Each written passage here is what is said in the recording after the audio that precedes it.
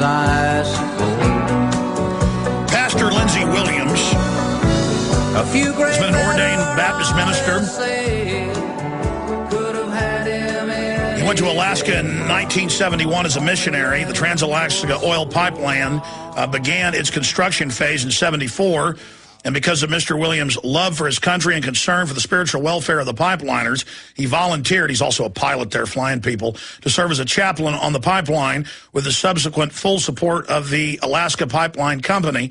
Because of the executive status accorded to him as chaplain, he was given access to information documented in his eye-opening book, The Energy Non-Crisis, unfortunately out of print. Because to understand what's happening now, you got to read that book. And everything in that book from 1980 that caused oil execs to get fired, you name it, now it's all plain view admitted. After numerous public speaking engagements in Western states, certain government officials or concerned individuals urged Williams to put into print what he saw and heard, stating that they felt this information was vital to national security. And actually, Ken Frum actually helped him rewrite the book. He wrote part of it. That was the Atlantic Richfield head of operations. Mr. Williams firmly believes that whoever controls energy controls the economy, thus the energy non-crisis. Now, Ken Frum died back around Christmas of cancer. We can now say it's Ken Frum. I knew it was Ken Frum. So did other people like Dr. Stan Monteith. Monteith's the type to not, even though he believes Williams to go off what he's saying, he went and figured it out and called him himself. He's also talked to the other guy who's was a former oil company CEO, Big Three. And there's been a strategic plan. And as we go to Lindsey, I want to break it down to you this way. Brzezinski writes books saying they work in 25 and 50-year plans. David Rockefeller, in his book he wrote 5 years ago where he admits they want world government. I forget the name of it. Will you Google David Rockefeller's autobiography? I want to put it on screen. It's a side shot of him on the cover.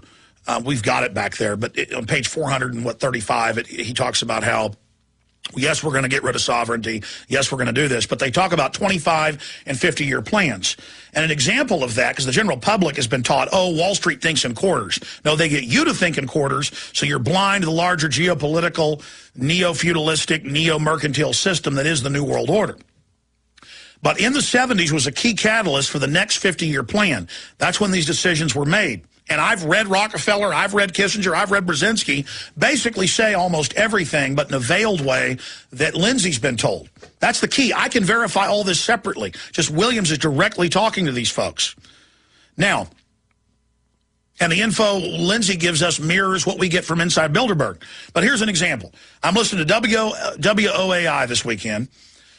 And they had a newscast about the 50-year water plan for Texas with the federal and state government and how we were 20-something years into the last plan and they're going to reassess it and launch a new 50-year plan off the old plan for water wells, reservoirs, desalination plants on the coast, on and on and on, and how the federal government's doing tests right now with desalination of saltwater aquifers as a test as part of the 50-year plan. We are on 50-year time frames with subsets of 25, where sometimes they readjust or reassess. And so, talking to Williams last night, I'm going to give him the floor here in a moment, when he briefed me on this, everything he was saying, again, was already public intelligence, but they were filling in the missing pieces. What Williams wrote about in 1980, about the secret deals with Kissinger and the Arabs to buy T-bills, and how at a time in the future they would shift to the global currency. That's in Trilateral Commission documents from 1975.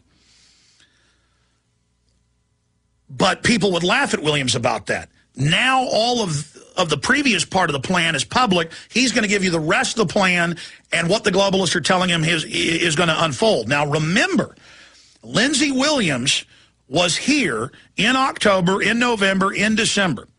And in October, on record, and we wrote articles about it, oil in the next year, 6 months to a year, to go to 150 to 200. Turmoil in the Middle East, not even so much war. He said, they told me turmoil. That's on record. Destabilization campaign. And that would then lead to quote, China, watch the big one. Now the other big oil company, former CEO, is giving him the full breakdown of this program in the Middle East, what it's going to do in the U.S., what it's going to do in Asia, and the rest of the globalist blueprint and layout for what is about to happen in the next several years and the decade preceding it or following it. And so now, Lindsey Williams, I'm going to attempt to give you the floor. And in fact, you're going to be hosting the show, at least for this segment and the next. I'll take you out at break, but I'm going to actually go in the control room, only way I can control myself, and I'm going to be in there taking notes on points and questions I have for you. But I sat there for 30, 45 minutes with you last night and just shut up while you talked, and it was 10 times more powerful than anything we've ever done on the radio before. Lay it out. Let's start at the beginning. Alex, you're a gentleman. Thank you so very much. Crude oil this morning is up $8 a barrel. Libya, the capital city, Tripoli, is burning. The Capitol building in Libya is on fire right now. Gaddafi is in power since 1969, and this morning, light, sweet crude oil is $108 a barrel. I have been told that it's going to 150 to 200. I would think that 200 would be more like it. Libya has shut off all of its present oil sales. It says it will carry no more contracts. 1.6 million barrels of oil per day go to Europe, not to America, but to Europe. This is going to drastically affect America because now Europe oil supplies have got to come from somewhere else. I would say that the Middle East is pretty much number one item right now. It's going to go to Iran, and it's going to go, the crisis is going into Saudi Arabia. So let me begin, as I have been told by the people that have given me information over these years. As Alex has just said, I want to start from the beginning so you can understand, because this is very involved. In 1901, the first, what should we say, gusher of oil in the United States of America took place in Beaumont, Texas. It was called Spindletop. It went up 200 feet. At that point, the major oil companies were formed. They didn't exist before 1901. Texaco, Shell, Standard Oil, of course, which is a Rockefeller family, and Chevron had their beginning at Spindletop in 1901. This set the stage for the beginning of some things that would revolutionize the entire world and the use of crude oil and energy. Then in 1903 came Henry Ford, the first assembly line automobile in America, and then a man by the name of Mercedes in Germany built the first assembly line German-produced automobile. Now, at that time, American oil was 25 cents a gallon or less. And our economy was booming beyond everything the world had ever known. Oil was discovered in the Arab Middle East world.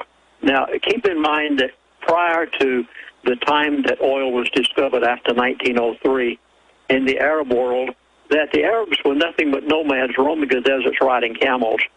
But 60 years ago, the Arabs began to, for the first time in many, many centuries, to come to the forefront. This brings us up to where we are now. And as Alex has suggested, I want to just cover a few pointers, and then I'll go back and take each one of them individually so that you can know the intricate parts of it. Ken Trom of Atlantic Richfield. This is Standard Oil. Of course, you recognize ARCO, Atlantic Richfield Standard Oil Company, one of America's greats back in those early days. And the different oil companies, Texaco, Shell, Standard Oil, and Chevron, basically divided up the Arab world. And each one of them took a country and said, we will go and produce the oil fields in that country. The Arabs didn't have the money to produce them. And Mr. Ken Trom was given the job by Atlantic Richfield of producing the oil field in Kuwait, Dubai, and that part of the world. Ken Trom is a gentleman who has given me so much information over the years. We spent hours and hours together talking about what is happening in the Arab world, and which I'll go back and give in detail later. Now, about 1977 through 81 was the Carter administration. You'll remember that the Secretary of State was Mr. Henry Kissinger. He traveled abroad to every major oil-producing country at that time and tried to cut them a deal. I will go into that deal that he cut and why it is so significant to what's happening in America right now, because at that point, we began the indebtedness of the United States of America by a design plan, and I'm so glad that Alex mentioned the 50-year cycle, because this is exactly what we are going through at this time. I had not thought of that, but Alex, you're right, and I have heard this in many places. At this point, OPEC had an agreement, and there was every nation in OPEC, every major oil-producing country in OPEC, agreed to Henry Kissinger's deal with the exception of two. One was Iraq, and that's the reason that Iraq had to be conquered and taken out, and the next one was Iran. Iran has had every kind of problem imaginable because they would not go along with Mr. Henry Kissinger's agreement back in 1977 through 81. Now, at this point, America began its debt spiral, and someone needed to buy the United States debt. Mr. Kissinger knew this, and as a result, the part of the cutting of the deal was that they would buy our T-bills, buy our debt. In turn, we would buy their oil, and at this point, it was decided by the elite that the American oil fields would not be produced. Folks, I hope you're hearing this because it's so significant to what they have told me now is about to happen. The American oil fields would not be produced because the foreigners, we had to buy our oil from them in order for them to turn around and buy our national debt, and they had to keep it that way. They closed up oil wells everywhere.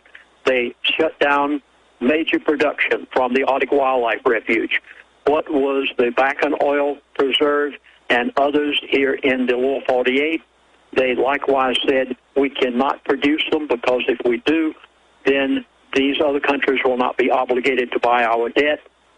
This also began the time that the elitists, the bankers and others, the World Bank, the IMF, began to bring about the destruction of America gradually. You've heard me speak of the Devil's Messiah plan. Every bit of this fit into their perversion of the United States of America.